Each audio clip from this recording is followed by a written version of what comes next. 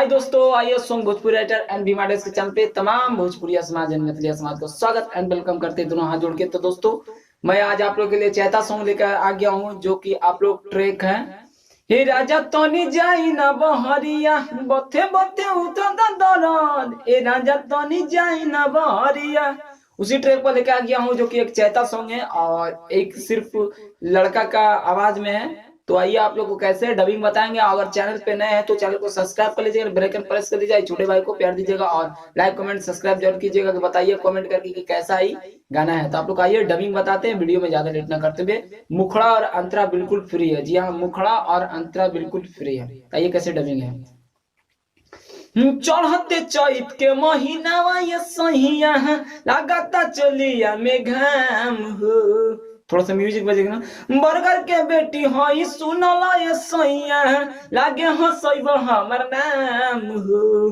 बेरी बेरी कही जनी करे के कटनिया चोली से गिरे पानी मोरे सैया हम करम न कटनिया देहिया भइला लरकर, ए राजा हम करम न कटनिया देहिया भइला लरकर, ए राजा हम करम न कटनिया।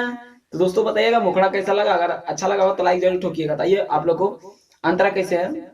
अंतरा हमर फूलल फूलल गाल, ए राजा हो जाई हो लाल, हमर ओठवा के ललिया सूखा जाई सुन सैया।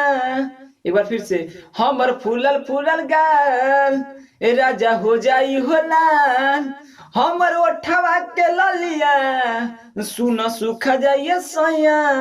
बनी कठोर जनी बनी लड़कोर, हमर बाबूजी करे लगी सोर, ए राजा हम करम न कटनिया देहिया भइला लड़कोर, ए राजा हम करम न कटनिया देहिया भइला लड़कोर, ए राजा हम करम न कटनिया।